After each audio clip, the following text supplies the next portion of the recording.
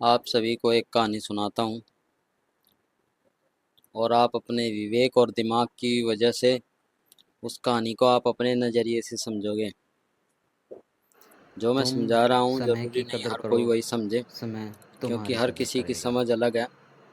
सामने एक छाया चित्र या वस्तु कुछ भी रखी हो, देखने वाले उसको अपने नज़रिए से देखते हैं और अपने नज़रिए से ही सोचते और समझते हैं। लिखी हुई कहानी है, मेरी अपनी नहीं है। इस कहानी को पढ़ते हैं। रात के 2:30 बजे था। एक सेठ को नींद नहीं आ रही थी। उसने कार निकाली और मंदिर में जाकर भगवान के सामने बैठ गया और प्रार्थना करने लगा। अपने दुख गिनाने लगा, अपनी सेवा गिनाने लगा, उसने क्या किया वो बताने लगा।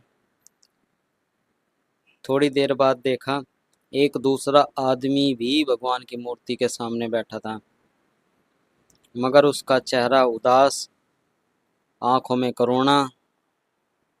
सेठ ने उससे पूछा, क्यों भाई, इतनी रात को मंदिर में क्या कर रहे हो? उस आदमी ने कहा, मेरी पत्नी अस्पताल में है। सुबह यदि उसका ऑपरेशन नहीं हुआ तो वह मर जाएगी, और मेरे पास ऑपरेशन के पैसे भी नहीं हैं। उसकी बात सुनकर सेठ ने अपनी जेब खंगाली और जितने पैसे थे उसको सौंप दिए। कहा, ये लो और अपनी पत्नी का ऑपरेशन कराओ। उस आदमी के चेहरे पर चमक आ गई। थोड़ी देर बाद सेठ ने अपना एक कार्ड दिया और कहा कि इस पर मेरा फ़ोन नंबर और एड्रेस लिखा है। जब कभी ज़रूरत पड़े तो मुझे याद करना। मैं आपकी जितनी हो सकता है उतनी मदद करूंगा। उस आदमी ने वो कार्ड लेते हुए मना कर दिया, लेने से मना कर दिया कि नहीं, मेरे पास उसका पता है, मैं ये कार्ड नहीं ले सकता। मुझे ज़रूरत नहीं है, मुझे उसका, मेरे पास में उसका पता है। सेठ ने कहा, किसका पता है भाई? वो भी आश्चर्य, मेरा कार्ड नहीं ले रहा है, मैंने मदद की है, कह रहा उसका पता है। तो सेठ ने पूछा, किसका पता है? उस आदमी ने कहा, उसका पता है जिसने आपको रात के 2:30 बजे यहाँ भेजा, उस भगवान का पता है मेरे पास में। वो भगवान मदद जरूर करता है। तो आप भी उस पर विश्वास रखो, मगर ये नहीं है कि किसी भी मंदिर में जाकर बैठ जाओ। अपने आने वाले समय की ज़रूरत को सोचकर अभी से पूरा करने की कोशिश करो। पैसा, जमा पूंजी किसी भी तरह की हो, हेल्थ की, आर्थिक की, रिश्तेदारों की, दोस्तों की, सब जोड़ कर रखो ताकि आने वाले समय में जब भी उसकी ज़रूरत हो किसी मंदिर में जाकर ना बैठना पड़े। मंदिर, विश्वास उस परमात्मा पर रखोगे तो मंदिर में भगवान मिलेगा। अगर विश्वास भी नहीं मिल रखोगे तो मंदिर के अंदर भी भगवान नहीं मिलेगा। मगर आप बिल्कुल ये मत सोच लेना कि हाथ के पे हाथ धर के आप किसी मंदिर में जाकर बैठ जाओगे और कोई वहाँ सेठ आएगा रात के 2:30 बजे। ऐसा नहीं होता है। ये चमत्कार कभी कभी हो जाते हैं। आपको ही कुछ करना है। परमात्मा आपके साथ हर समय रहता है, मंदिर में खोजने की ज़रूरत नहीं है। वो 2:30 बजे नहीं मिलते हैं, और वो आपके साथ है, आपके दोस्तों में, आपके परिवार वालों में है, सभी आपके साथ में हैं। सोच समझ कर चले, विश्वास रखे, वो सब कुछ करेगा। और एक ये भी बात याद रखना, आज के आधुनिक युग में परमात्मा के नाम पर कोई मदद नहीं करता है, क्योंकि कुछ पाखंडियों ने इसको इतना ड्रामा, इतना नाटक, इतना पाखंड बना दिया है कि सच्चे सेवादार पर, सच्चे सेवक पर भी लोग विश्वास नहीं करते हैं, उसको भी पाखंडी समझते हैं।